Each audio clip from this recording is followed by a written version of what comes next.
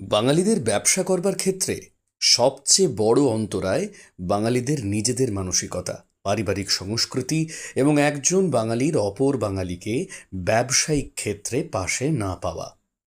আজকে আপনারা যেদিকেই তাকান দেখবেন প্রতিটি বড় কোম্পানিতে টপ লেভেলে একজন না একজন বাঙালি আছেন, যিনি সমস্ত কিছু একা হাতে সামলাচ্ছেন।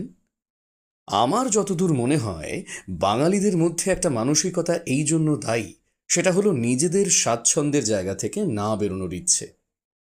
বাঙালিরা নিজেদের শিক্ষা, বুদ্ধি, বিবেচনা দিয়ে চাকুরিজীবী হিসাবে একটি ব্যবসাকে উচ্চতার শিখরে নিয়ে যেতে পারে, কিন্তু ব্যবসায়ী হিসেবে কখনোই নয়। 10 জন বাঙালি মিলে একটি সম্পূর্ণ বারোয়ারি দুর্গাপুজোর ব্যবস্থা করে ফেলতে পারে, মাত্র কয়েকদিনের মধ্যে একটা স্বয়ং সম্পূর্ণ ক্লাব তৈরি করে ফেলতে পারে, কিন্তু ব্যবসার ক্ষেত্রে নইব নইব চ। এখন সময় ক্রমশ বদলাচ্ছে, অনেক বাঙালিরাই ভালোভাবে ব্যবসা করছে, কিন্তু শতকরা হিসেবে এখনও তা যথেষ্ট নয়। আসুন না, আমরা একে অন্যের পাশে দাঁড়াই।